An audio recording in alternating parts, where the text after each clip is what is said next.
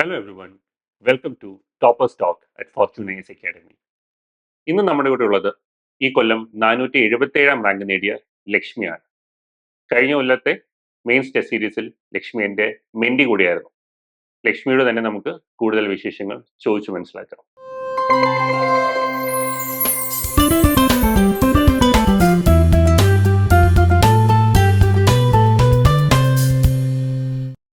ലക്ഷ്മി 5ാമത്തെ അറ്റംപ്റ്റിലാണ് ലക്ഷ്മിക്ക് ഈ കൊല്ലം ഈ വിജയം കരസ്ഥമാക്കാൻ പറ്റിയത്. അപ്പോൾ ഫൈനൽ റിസൾട്ട് വന്ന ആ നിമിഷങ്ങൾ അതൊന്ന് റീകോൾ ചെയ്യാമോ? സർ, ഇതെൻ്റെ സെക്കൻഡ് ഇന്റർവ്യൂ ആയിരുന്നു. അപ്പോൾ അതുകൊണ്ട് തന്നെ നമുക്ക് പ്രതീക്ഷ ഭയങ്കരമായിട്ട് കൂടിക്കഴിഞ്ഞാൽ അതിനുള്ള സങ്കടം അറിയുന്ന കാരണം കൂടുതലായിട്ട് ഫോളോ ഒന്നും ചെയ്തില്ല. ബിക്കോസ് എനിക്ക് തോന്നുന്നു ആ വെള്ളിയാഴ്ച മുതൽ തന്നെ നമ്മൾ ടെൻഷൻ അടിച്ചിരിക്കുകയാണ്, വരും ഇപ്പോൾ വരും എന്ന് പറഞ്ഞ്. സോ ആ ടെൻഷനൊക്കെ ഒരു പരിധിയിൽ കൂടുതലായി പിന്നെ കുറഞ്ഞ് വന്നൊരു ടൈമായിരുന്നു. അത് കാരണം തന്നെ ഞാൻ ഫോൺ തൊടാതെ ഇരിക്കുകയായിരുന്നു. എന്നിട്ട് ഞാൻ ഒരു ഫ്രണ്ടിൻ്റെ കൂടെ പ്രിയദർശിനി പ്ലാനറ്റോറിയത്തിൽ പോയിട്ട് കാർ ഓടിക്കാനായിട്ട് സിമുലേഷൻ അതൊക്കെ ചെയ്ത്, എന്നിട്ട് പിന്നെ കനകക്കുന്നിൽ പോയി ഇരിക്കുമ്പോഴാണ് റിസൾട്ട് PDF വന്നു എന്ന് പറയുന്നത്. അപ്പം ജസ്വിൻ നോക്കിക്കൊണ്ടിരിക്കുമ്പോഴാണ് എനിക്ക് മെസ്സേജ് വരുന്നത്, ക്ലിയർഡ് 477 എന്ന് വേറൊരു ഫ്രണ്ട് മെസ്സേജ് അയച്ചു. ഉടനെ തന്നെ അമ്മയുടെയും കോൾ വന്നു. അപ്പോഴാണ് എനിക്കറിയുന്നത് ഞാൻ ക്ലിയർ ചെയ്തു എന്നുള്ള കാര്യം. അപ്പം ഒരു സന്തോഷം തോന്നിയിരുന്നു. പക്ഷേ സംഭവം അത് മൊത്തത്തിൽ ഗ്രാസ്പ് ചെയ്യാനായിട്ടുള്ള ഒരു പവറും ഉണ്ടായിരുന്നില്ല. പിന്നെ കുറച്ച് നേരം കഴിഞ്ഞപ്പോഴാണ് ആൾക്കാർ വിളിച്ചു തുടങ്ങി. അപ്പോഴാണ് ആ റിയലൈസേഷൻ വന്നത്, ഓക്കെ എൻ്റെ പേരുണ്ടെന്ന്. പക്ഷെ എന്നിട്ടും ഞാൻ PDF എൻ്റെ പേര് നോക്കിയിരുന്നില്ല. അന്ന് രാത്രിയാണ് ഞാൻ ചെന്നിട്ട് PDF പോയിട്ട് എൻ്റെ പേര് അടിച്ച് നോക്കുന്നത്. ലൈക്ക് എൻ്റെ റോൾ നമ്പറാണ് ഞാൻ അടിച്ചു നോക്കുന്നത്, പേര് മാറിയാലോ. അപ്പോൾ പേര് കണ്ടപ്പോൾ സന്തോഷം തോന്നി. പിന്നെ നെക്സ്റ്റ് ഡേ വീട്ടിലേക്ക് പോയി. അപ്പൊ നെക്സ്റ്റ് ഡേ വീട്ടിലേക്ക് പോയപ്പോ അവിടെ എങ്ങനെയായിരുന്നു ഒരു റിയാക്ഷൻ? ഓൾറെഡി അതിന് മുന്നത്തെ ദിവസം ഞാൻ വീട്ടിലേക്ക് പോകണോ എന്ന് വിചാരിച്ചിരുന്നു. ബിക്കോസ് എനിക്ക് വീണ്ടും ഫോറസ്റ്റിന്റെ ഇന്റർവ്യൂ ഉള്ള കാരണം. പക്ഷെ അമ്മ പറഞ്ഞു ആൾക്കാർ വരുന്നുണ്ട്, ഒന്ന് മാനേജ് ചെയ്യാനായിട്ട് ഞാനും കൂടെ വേണം, എല്ലാവരും എന്നെ ചോദിക്കണം. അപ്പം ഞാൻ വീട്ടിലേക്ക് പോയി. വീട്ടിലേക്ക് പോയി കഴിഞ്ഞപ്പം അവിടെയാണെങ്കിൽ ഭയങ്കര തിരക്കായിരുന്നു. ലൈക്ക് ഓൾറെഡി അറിഞ്ഞിട്ട് ആൾക്കാർ വരുന്നതിൻ്റെ. അപ്പം എല്ലാവരോടും ഒന്ന് കാര്യമായിട്ട് സംസാരിക്കാൻ പറ്റിയില്ല. കുറെയൊക്കെ വർത്താനം പറഞ്ഞു. പിന്നെ വരുമ്പോ അവരോടൊക്കെ സംസാരിച്ച് പിന്നെ ഒരു വൈകുന്നേരം ആയപ്പോഴാണ് അമ്മേനെയൊക്കെ ഒന്ന് സമാധാനത്തിൽ കിട്ടിയത്. അമ്മയ്ക്ക് ഭയങ്കര സന്തോഷമായിരുന്നു. കെട്ടിപ്പിടിച്ച് ഉമ്മയൊക്കെ തന്നു. ചേച്ചിക്കും അച്ഛനൊക്കെ ഭയങ്കര സന്തോഷമായിരുന്നു. അങ്ങനെ ഭയങ്കര അപ്പൊ നല്ല സന്തോഷം തോന്നി. പക്ഷെ ആ മൊമെന്റ് അവരുടെ കൂടെ സ്പെൻഡ് ചെയ്യാൻ പറ്റിയില്ല എന്നുള്ളൊരു ചെറിയ സങ്കടം.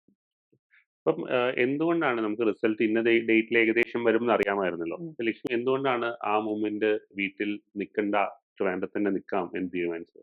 ഒന്നാമത്തെ കാര്യം എന്ന് പറഞ്ഞാൽ നമ്മൾ വീട്ടിലാവുമ്പം ഒറ്റയ്ക്കായിരിക്കുമല്ലോ. അപ്പം ഇടയ്ക്കിടയ്ക്ക് എടുത്ത് നോക്കിക്കൊണ്ടിരിക്കും. പിന്നെ ടെൻഷനായി കഴിഞ്ഞാൽ വീട്ടുകാരെ സമാധാനിപ്പിക്കാനാവും ശ്രമിക്കുക. പക്ഷേ ഇത് നമ്മൾ വീണ്ടും കേട്ടോണ്ടിരിക്കുകയാണല്ലോ, ഈ UPSC സംഭവങ്ങളൊക്കെ.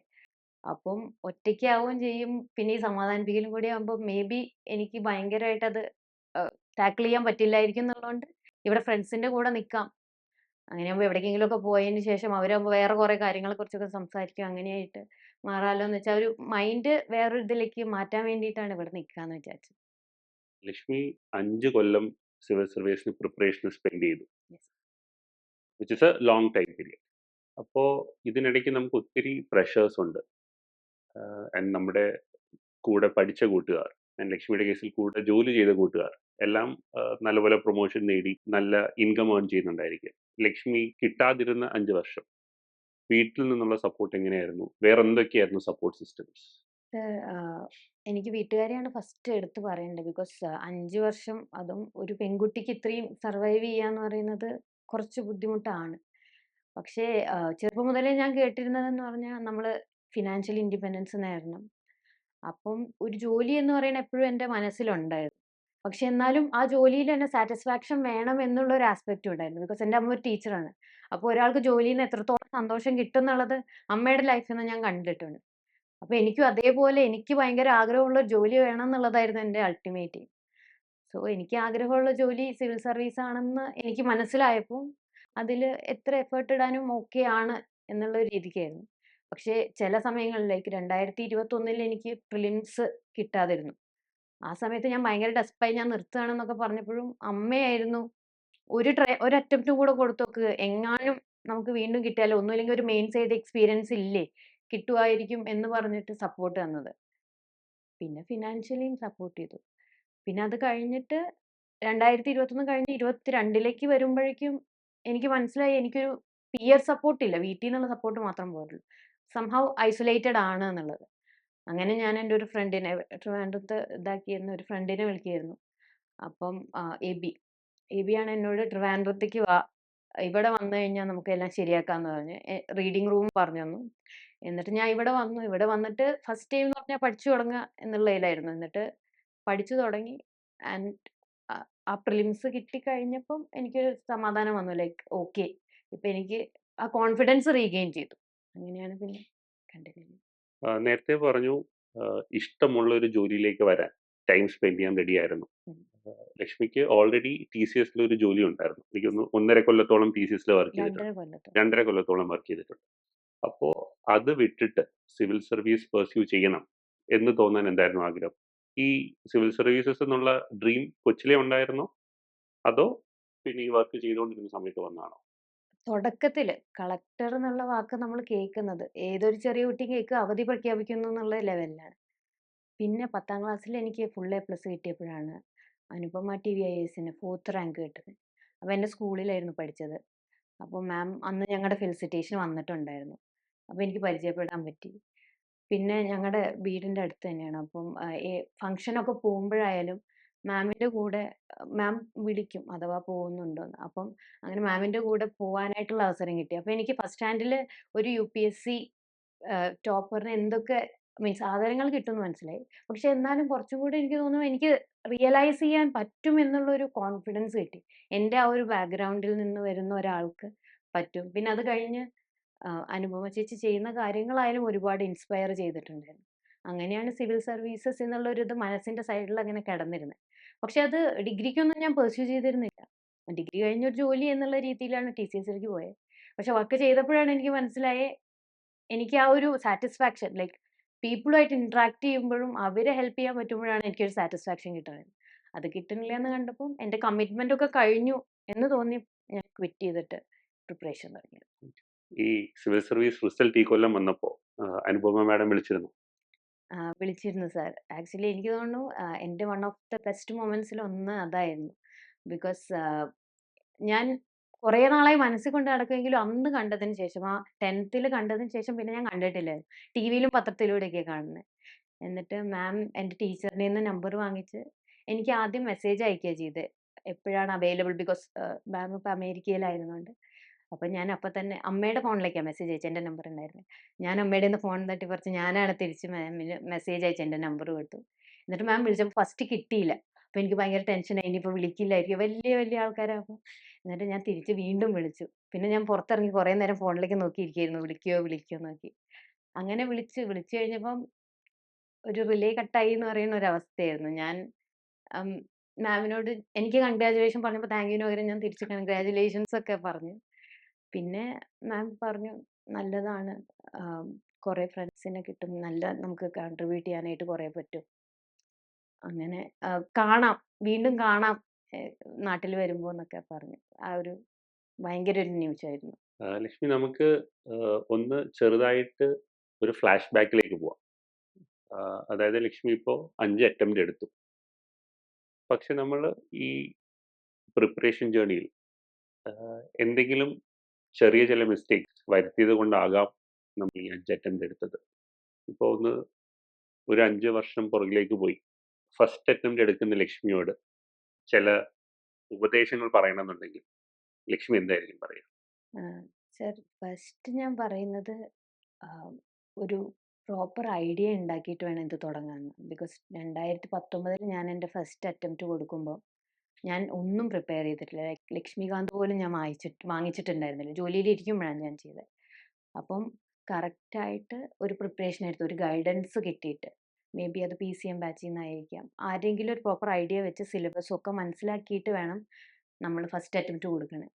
മേ ബി ഈ എക്സാമിന് ഭയങ്കരമായിട്ട് ഒരു പർവ്വതീകരിച്ച് കാണാതെ കുറച്ചൊരു ലൈറ്റ് മൈൻഡഡ് ആയിട്ട് കണ്ടു കഴിഞ്ഞാൽ ഫസ്റ്റ് അറ്റംപ്റ്റിൽ തന്നെ മേ ബി ക്ലിയർ ചെയ്യാൻ പറ്റുമായിരിക്കും. സാറ് തന്നെ എന്നോട് പലപ്പോഴും പറഞ്ഞിട്ടുണ്ട്, എനിക്ക് മൈൻഡ് സെറ്റ് പ്രോബ്ലം ഉണ്ട്. അത് കാരണമാണ് ഞാൻ ഭയങ്കരമായിട്ട് ടെൻഷൻ അടിക്കണേന്ന്. സോ ആ എല്ലാത്തിനെയും ഞാൻ മനസ്സിലാക്കിയ എല്ലാ സ്റ്റേജിലും നമ്മള് ആ സ്റ്റേജിനെ ഓവർകം ചെയ്യാൻ പറ്റുക.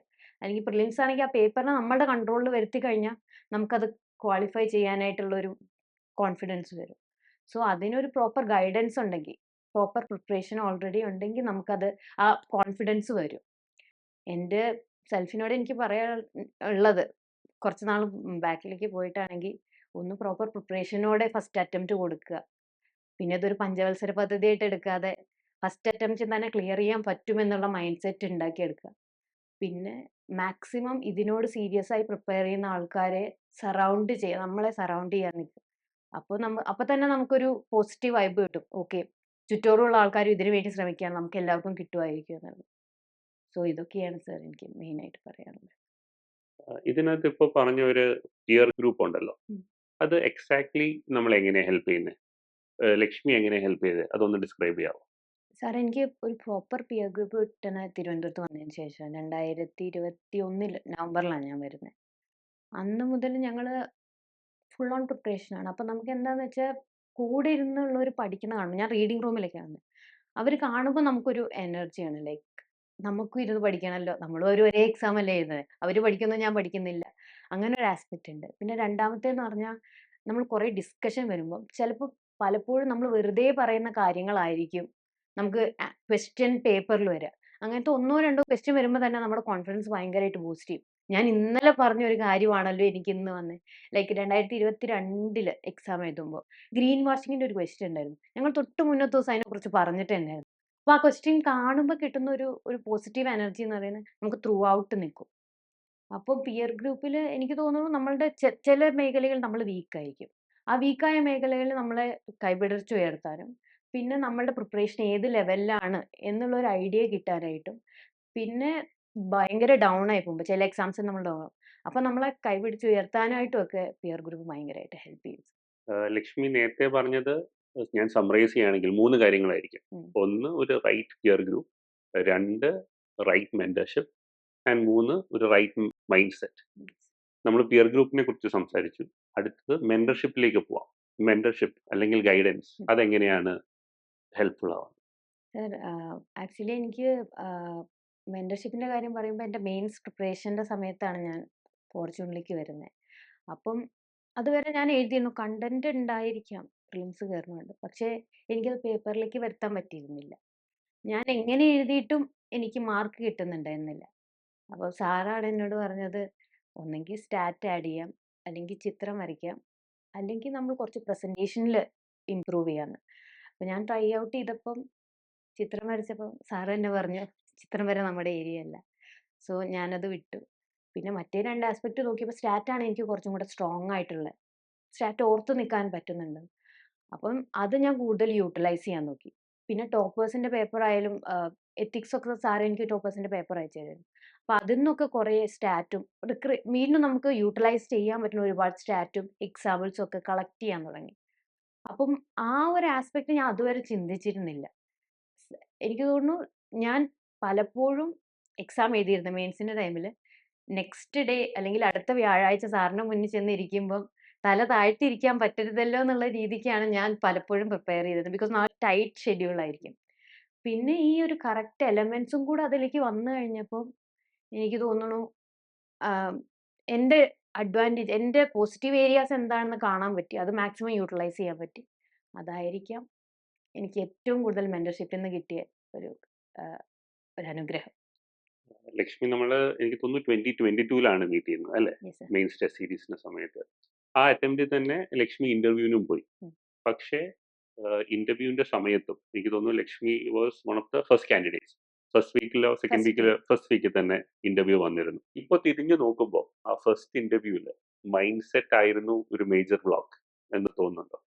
തീർച്ചയായിട്ടും സാർ. എനിക്ക് തോന്നുന്നു സാർ അന്നും എന്നോട് പറഞ്ഞിരുന്നത് തന്നെ മൈൻഡ് സെറ്റ് ആണ് പ്രശ്നം എന്നുള്ളതാണ്. സോ ആഹ് അന്ന് ഞാൻ കുറച്ചും കൂടെ കോൺഫിഡന്റ് ആയിട്ട് ബോർഡിനെ ഫേസ് ചെയ്തിരുന്നു എന്നുണ്ടെങ്കിൽ എനിക്ക് തോന്നുന്നു ചിലപ്പോൾ കുറച്ചും കൂടെ നല്ല മാർക്ക് കിട്ടിയേനെ. സാറ് പലപ്പോഴും എനിക്ക് തോന്നുന്നു ഫസ്റ്റ് ഡേ തന്നെയായിരുന്നു എൻ്റെ ഇന്റർവ്യൂ. സാറ് ആ ലാസ്റ്റ് വീക്ക് ആയപ്പോഴേക്കും എന്നെ എന്നും വിളിച്ച് സംസാരിക്കുമായിരുന്നു. ചില ദിവസങ്ങളിൽ ചോദ്യം ചോദിക്കലായിരിക്കും. ചില ദിവസങ്ങളിൽ മോട്ടിവേഷൻ ആയിരിക്കും. പല രീതിയിൽ സാറ് ഹെൽപ്പ് ചെയ്തിട്ടുണ്ട്. പക്ഷേ അപ്പോഴൊന്നും എനിക്ക് തോന്നുന്നു ഞാനൊരു ആക്സെപ്റ്റ് ചെയ്യാനായിട്ടുള്ള ഒരു മൈൻഡ് സെറ്റിലായിരുന്നില്ല. അതായിരിക്കാം അവിടെയും റിഫ്ലക്ട് ചെയ്തത്. ഒരു മൂന്നാമത്തെ ആൾക്ക് കഴിഞ്ഞപ്പോഴേക്കും ഞാൻ ഡ്രെയിൻഡ് ഔട്ടും ആയി. എനിക്കറിയാത്ത ക്വെസ്റ്റ്യൻ വന്നാൽ ഞാൻ അപ്പൊ പതറുമായിരുന്നു. പക്ഷെ ഇപ്രാവശ്യം എനിക്കറിയാത്ത ക്വെസ്റ്റ്യൻ വന്നപ്പോഴും എനിക്കത് കോൺഫിഡൻസ് ആയിട്ട് ഫേസ് ചെയ്യാൻ പറ്റിയത് ആ മൈൻഡ് സെറ്റിലുള്ള ചേഞ്ചാ. വേറെ ഒരു മാറ്റവും ഞാൻ വരുത്തിയിട്ടില്ല. മേ ബി പ്രിപ്പറേഷൻ കഴിഞ്ഞ വർഷത്തെക്കാളും കുറവായിരിക്കും. പക്ഷേ അവരെന്നെ എന്നോട് ഇന്ററാക്ട് ചെയ്യാൻ അവിടെ ഇരിക്കണേ. അവിടെ ഇരിക്കാൻ ഞാൻ എന്തുകൊണ്ടും ഡിസേർവിങ് ആണ് എന്നുള്ള ഒരു ആറ്റിറ്റ്യൂഡ് വെച്ച് പോയപ്പോഴാണ് ശരിക്കും എനിക്കത് ശരിക്കും എന്റെ ഉള്ളിലുള്ള ആസ്പെക്ട് എനിക്ക് പുറത്ത് കാണിക്കാനായിട്ട് പറ്റിയത്. നമ്മൾ ഈ മൈൻഡ് സെറ്റിൽ നിന്നുള്ള ഒരു ഐഡിയയിൽ നിൽക്കുന്നതുകൊണ്ട് ഞാൻ ചോദിക്കുകയാണ്.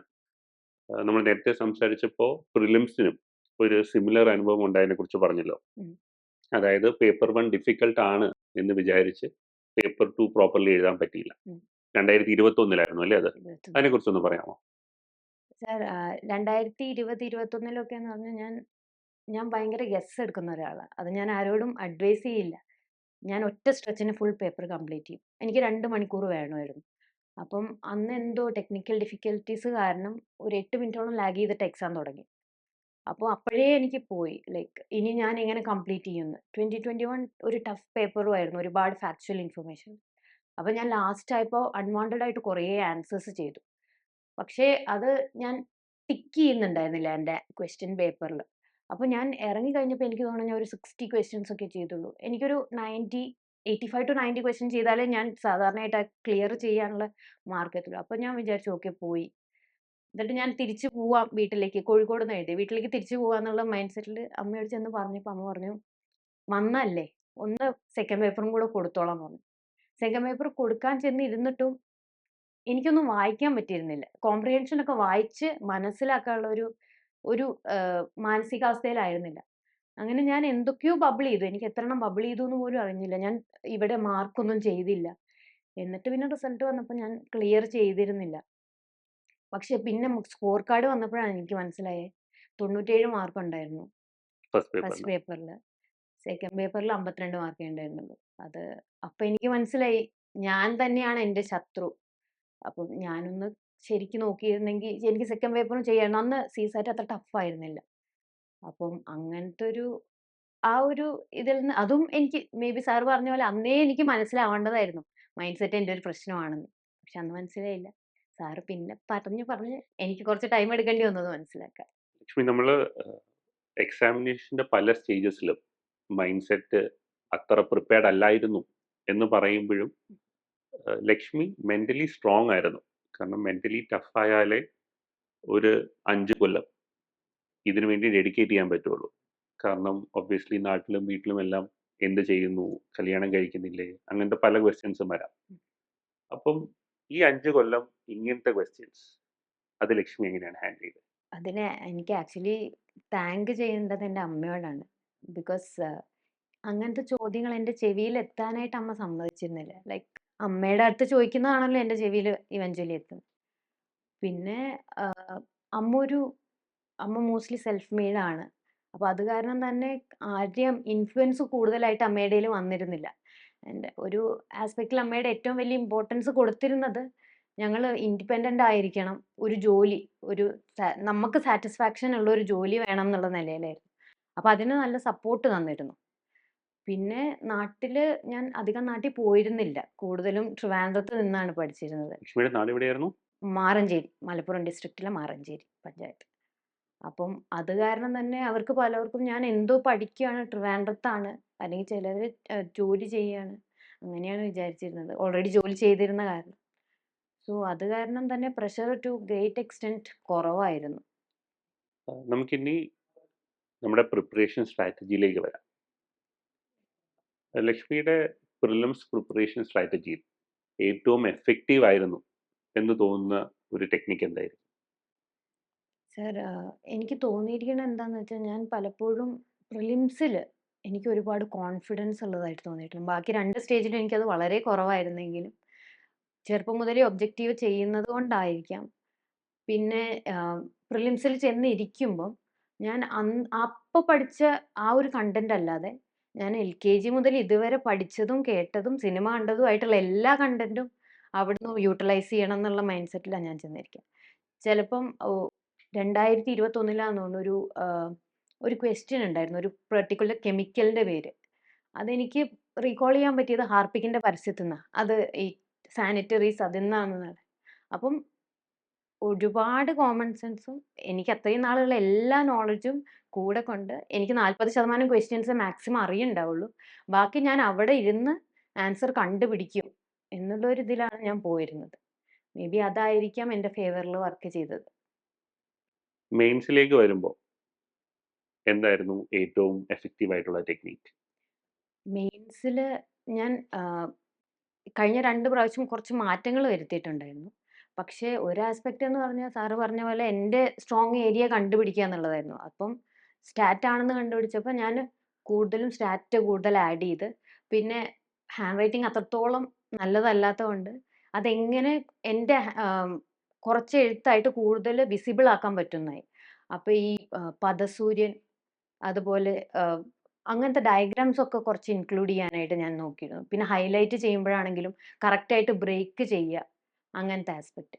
പിന്നെ 2022-ന്ന് 23-ലേക്ക് വരുമ്പോൾ മാറ്റം എന്ന് പറഞ്ഞാൽ 2022-ൽ ഓരോ പേപ്പറും ഞാൻ നല്ലപോലെ പഠിച്ചിരുന്നു എംടിഎസിൽ. എന്നിട്ട് ഫൈനലിൽ എത്തിയപ്പോൾ എനിക്ക് അതിന് സമയം കിട്ടിയില്ല ഇത് മൊത്തം ഇങ്ങനെ പഠിക്കാൻ. അപ്പം ഞാൻ എംടിഎസ് ഫോർച്യൂണിന്റെ മെയിൻ സ്റ്റാർ സീരീസിന്റെ ടൈമിൽ ഞാൻ എന്താ ചെയ്തതെന്ന് വെച്ചാൽ ഇപ്രാവശ്യം ഞാൻ പഠിക്കുന്നത് മൊത്തം ഷോർട്ട് നോട്ട് ആക്കി വെക്കും. ഓക്കെ. അതായത് GS 1-ഉം 2-ഉം ഒരേ ദിവസമാണല്ലോ.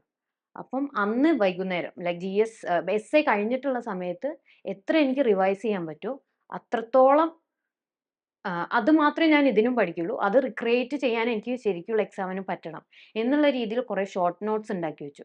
അപ്പൊ എനിക്ക് കുറച്ച് കോൺഫിഡൻസ് ആയിരുന്നു. എനിക്ക് ഇവിടെ കിട്ടുന്ന മാർക്ക് അവിടെയും റിക്രിയേറ്റ് ചെയ്യാൻ പറ്റും എന്നുള്ളത്. പിന്നെ സാറ് എനിക്ക് പറഞ്ഞു ഞാൻ നോട്ട്സ് എഴുതില്ലായിരുന്നു.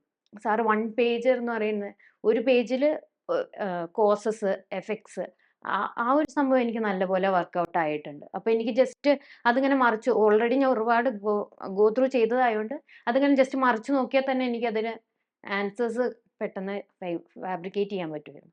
അപ്പൊ അതൊരു ആസ്പെക്ട് ആയിട്ട് തോന്നുന്നു. നമുക്ക് ജസ്റ്റ് ഒന്ന് നോട്ട് മേക്കിംഗ് കൂടെ സംസാരിക്കാം. ലക്ഷ്മി അപ്പോൾ തുടക്കം തൊട്ട് നോട്ട് ഉണ്ടാക്കുന്ന ഒരാളായിരുന്നോ? Current അഫയേഴ്സിന് not ഉണ്ടാക്കാറുണ്ടായിരുന്നോ? അതോ ഇപ്പോൾ പറഞ്ഞ പോലെ മെയിൻസിന് വളരെ ക്രിസ്പ് ആയിട്ടുള്ള കണ്ടൻസ്ഡ് ആയിട്ടുള്ള നോട്ട്സ് മാത്രമേ ഉണ്ടാക്കിയിട്ടുള്ളൂ? ഞാന് കറണ്ട് അഫയേഴ്സ് ഞാൻ അത്ര നല്ല രീതിയിൽ വായിക്കുന്ന ഒരാളായിരുന്നു. അപ്പൊ ഞാൻ നോട്ട്സ് ഉണ്ടാക്കിയിരുന്നില്ല. ജസ്റ്റ് ഇങ്ങനെ മൈൻഡിലിങ്ങനെ ഇത് വരാമായിരിക്കും. അല്ലെങ്കിൽ ഗൂഗിളിൽ അപ്പൊ തന്നെ ഒന്ന് സെർച്ച് ചെയ്ത് നോക്കി, അതിന്റെ ഒരു ഇൻട്രസ്റ്റിംഗ് ആസ്പെക്ട് കണ്ടുവെച്ച് അങ്ങനെയാ ചെയ്തിരുന്നത്. പിന്നെ മെയിൻസിന് വന്നപ്പോഴാണ് പലപ്പോഴും എനിക്ക് ക്രിയേറ്റ് ചെയ്യാൻ പറ്റുന്നില്ലാന്ന് കണ്ടപ്പം നോട്ട് മേക്കിംഗ് എന്നുള്ളൊരു ആസ്പെക്റ്റിലേക്ക് വന്നത്. പക്ഷേ ഈ നോട്ട് മേക്കിംഗ് ആണെങ്കിലും ബൾക്കി ആയിട്ട് ഉണ്ടാക്കാനായിട്ട് എനിക്ക് അതിന് ടൈം വേസ്റ്റ് ചെയ്യുമ്പം ഞാൻ പഠിക്കുകയല്ലല്ലോ എന്നുള്ളൊരു തോട്ട് വരുമായിരുന്നു. അപ്പോഴാണ് ഞാൻ സാറിനോട് ചോദിച്ചപ്പോൾ സാർ എനിക്കൊരു പേപ്പർ എടുത്തിട്ട് കറക്റ്റിങ് പറഞ്ഞു. ഇങ്ങനെ അത് ചെയ്ത് കഴിഞ്ഞപ്പോൾ എനിക്കെന്താന്ന് വെച്ചാൽ അധികം ഞാൻ ടൈം സ്പെൻഡ് ചെയ്യുന്നുമില്ല. പക്ഷെ പിന്നെ വായിക്കുമ്പോൾ എനിക്ക് ഈ സെർച്ചിങ് ഒന്നും ചെയ്യണ്ട. എനിക്ക് പെട്ടെന്ന് തന്നെ അതിന്ന് ഇൻഫർമേഷൻ കളക്ട് ചെയ്യാൻ പറ്റി. അങ്ങനെ ഞാൻ ആ ഷോർട്ട് നോട്ട്സ് ക്രിസ്പ് ആയിട്ടുള്ള നോട്ട്സ് ആണ് മെയിൻസിന് വേണ്ടിയിട്ട് പ്രിപ്പയർ ചെയ്തത്. അത് മാത്രമേ എൻ്റെ ഒരു നോട്ട് മേക്കിംഗ് പ്രോസസ്സിൽ ഉണ്ടായിരുന്നുള്ളൂ. പിന്നെ ഇന്റർവ്യൂ ആയപ്പോഴേക്കും ഡാഫ് ബേസ്ഡ് കുറച്ച് നോട്ട് ഉണ്ടാക്കി. അത്രേ നോട്ട് ബേസ്ഡ്. അപ്പോൾ നമുക്ക് ഇന്റർവ്യൂ സ്റ്റേജിലേക്ക് വരാം. ഇന്റർവ്യൂ സ്റ്റേജിൽ ഏറ്റവും ഇമ്പോർട്ടൻ്റ് ആണെന്ന് അല്ലെങ്കിൽ വർക്ക്ഔട്ട് ചെയ്തു എന്ന് തോന്നുന്ന ഒരു ടെക്നിക്ക് എന്തായിരിക്കും? സാർ ഇപ്രാവശ്യം എനിക്ക് എന്തായാലും കോൺഫിഡൻസ് എന്നുള്ളൊരു ആസ്പെക്റ്റ് ആണ് മെയിൻലി വർക്ക്ഔട്ട് ചെയ്തത്. അപ്പം ഞാൻ കഴിഞ്ഞ പ്രാവശ്യമൊക്കെ ഒരുപാട് പ്രിപ്പയർ ചെയ്തിരുന്നെങ്കിലും അവിടെ എത്തുമ്പോഴേക്കും സായിപ്പിനെ കാണുമ്പോൾ കവാത്ത് മറക്കുന്നുള്ള അവരുടെ മുന്നിൽ എത്തുമ്പോൾ എനിക്കൊന്നും പറയാൻ പറ്റില്ല. അപ്പം ഞാൻ ഇപ്രാവശ്യം ഞാൻ എങ്ങനെയാണോ മോക്കിന് അറ്റൻഡ് ചെയ്യുന്നത് അതേപോലെ തന്നെ അവിടെ അറ്റൻഡ് ചെയ്യുന്നുള്ള രീതിയിൽ ആ confidence I deserve to be here എന്നുള്ള ഒരു ആസ്പെക്ട് ഞാൻ എപ്പോഴും എന്നോട് തന്നെ പറഞ്ഞിരുന്നു.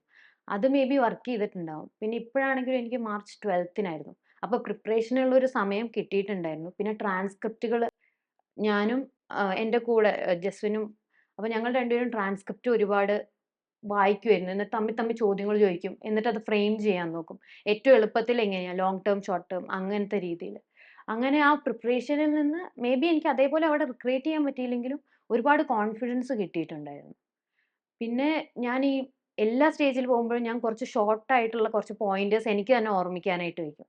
അപ്പോൾ അതിൽ ഞാൻ എഴുതിയിരുന്നതാണ് ക്വസ്റ്റ്യൻ എന്താണോ അതിന് ആൻസർ ചെയ്യുക. പിന്നെ ചിരിക്കണം, ടെൻഷൻ ആവരുത്.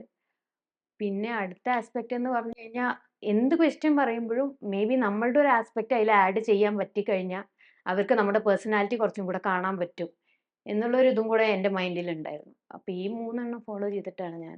അതിന് ആക്ച്വലി എനിക്ക് ഈ make an answer your own എന്ന് പറയാനായിട്ട് നിതിൻ സാറിൻ്റെ കൂടെ ഇരുന്നപ്പം ഞാൻ ആൻസർ പറയുന്നതിൻ്റെ സെയിം ക്വസ്റ്റ്യൻ സാറും ഒരു ആൻസർ ഉണ്ടാക്കി എനിക്ക് പറയുന്നു. അപ്പോൾ സാറിൻ്റെ ഒരു ട്വിസ്റ്റ് കൊണ്ടുവരുമ്പോൾ അത് നല്ല ബ്യൂട്ടിഫുൾ ആയിട്ട് തോന്നി. അതിൽ നിന്നാണ് ഞാൻ ആ ഒരു ആസ്പെക്ട് എടുത്തത്. ലക്ഷ്മി, നമ്മൾ പഠിക്കുമ്പോൾ നമുക്ക് വേണ്ട ഒരു മെയിൻ ക്വാളിറ്റി എന്ന് പറയുന്നത് ഫോക്കസ് ആണ്. കാരണം നമുക്ക് ചുറ്റും ഒരുപാട് ഡിസ്ട്രാക്ഷൻസ് ഉണ്ട്, ഇൻക്ലൂഡിങ് സോഷ്യൽ മീഡിയ. അപ്പോൾ ഫോക്കസ്ഡ് ആയിട്ട് പഠിക്കാൻ വേണ്ടി ലക്ഷ്മി എന്തൊക്കെയാണ് ചെയ്തിരുന്നത്? സർ, ഫസ്റ്റ് ആസ്പെക്ട് എന്ന് പറഞ്ഞു കഴിഞ്ഞാൽ ഞാൻ ഫുൾ അറ്റൻഷൻ ഇതിലേക്ക് കൊടുക്കുക എന്നുള്ളതുകൊണ്ട് ബാക്കി എല്ലാം എലിമിനേറ്റ് ചെയ്തു. ലൈക്ക് ഞാൻ മെഡിറ്റേഷൻ ഫോളോ ചെയ്യുന്നുണ്ടായിരുന്നു. സോ അത് ഒരു ലെവൽ വരെ എന്നെ ഭയങ്കര കമ്പോസ്ഡും അതുപോലെ തന്നെ കോൺസെൻട്രേറ്റഡ് ആക്കി ഇരുത്താനായിട്ട് ഹെൽപ്പ് ചെയ്തു. ചുറ്റും എന്ത് നടന്നാലും ഞാൻ അങ്ങനെ അതിനോട് വെറീഡ് ആയിരുന്നില്ല. ബിക്കോസ് ഇതാണ് എൻ്റെ ഒരു എയിം എന്നുള്ള രീതിയിലായിരുന്നു ഞാൻ പോയിരുന്നത്. പിന്നെ പലപ്പോഴും ഞാൻ എൻ്റെ ഫോണിൽ ആ സമയത്തൊന്നും അത് ശബ്ദിക്കുകയില്ല. ഞാൻ പറയല് എൻ്റെ ഫോണിൽ റിംഗ് ടോൺ ഇല്ല എന്നായിരുന്നു. ബിക്കോസ് നോട്ടിഫിക്കേഷൻ അങ്ങനെയൊന്നും എൻ്റെ കയ്യിൽ ഓൺ ആയിരുന്നില്ല.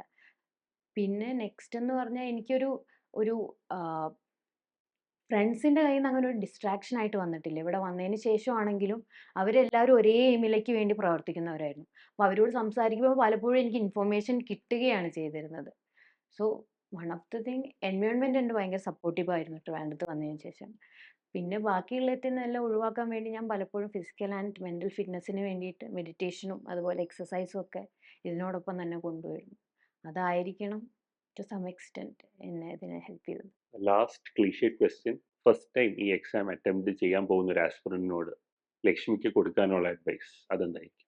ഒന്നാമത്തെ കാര്യം എന്ന് പറഞ്ഞാൽ എന്നെപ്പോലെ ഇതൊരു 5 ഇയർ പ്ലാൻ ആക്കാതെ ഫസ്റ്റ് അറ്റംപ്റ്റിൽ തന്നെ ക്ലിയർ ചെയ്യാൻ നോക്കണം. എല്ലാ ക്വാളിറ്റി നമ്മൾക്കതിലുണ്ട്, നമ്മുടെ കയ്യിലുണ്ട്. ഏതൊരാൾക്കും ക്ലിയർ ചെയ്യാൻ പറ്റുന്നതാണ്. ജസ്റ്റ് ഒന്ന് ഫോക്കസ്ഡ് ആയിട്ട് 2 മെറ്റീരിയലാണ് UPSC പുറത്തിറക്കുന്നത്. ഒന്ന് സിലബസും 2 ക്വസ്റ്റ്യൻ പേപ്പറും. അപ്പോൾ ഈ 2 എണ്ണം ബേസ് ചെയ്തിട്ട് ബേസിക് NCERT ബുക്സ് ഫോളോ ചെയ്തിട്ട് പ്രിപ്പയർ ചെയ്യുന്ന ഒരാൾക്ക് ക്ലിയർ ചെയ്യാൻ പറ്റും. ഫസ്റ്റ് അറ്റംപ്റ്റിൽ തന്നെ നല്ല ഗൈഡൻസ് ഉണ്ടെങ്കിൽ ക്ലിയർ ചെയ്യാൻ പറ്റുന്നതാണ്. സോ ഒരു നല്ല ഗൈഡൻസ് കിട്ടുന്ന സ്ഥലത്ത് അതുപോലെ തന്നെ നല്ല ഒരു സപ്പോർട്ടീവ് എൻവയോൺമെൻറ്റിൽ ഇതുപോലെ നമ്മൾ ബേസിക് ആയിട്ടുള്ള കോളംസ് ഒക്കെ ചെക്ക് ചെയ്ത് കഴിഞ്ഞാൽ ഇത്രയും നാൾ എൻ്റെ ഒരു എക്സാമ്പിൾ ആവേണ്ട ഇതാവില്ല എന്നുള്ളതായിരിക്കും എനിക്ക് പറയാൻ പറ്റുക. Thank you so much Lakshmi. It Thank was you, sir. Wonderful talking to you. Thank you, sir. Lakshmi എൻ്റെ മെൻഡി ആയതുകൊണ്ട് തന്നെ ഈ conversation is so much more heart touching. Thank you for coming down. Thank you, sir. Fortune IAS Academy. More than just an academy.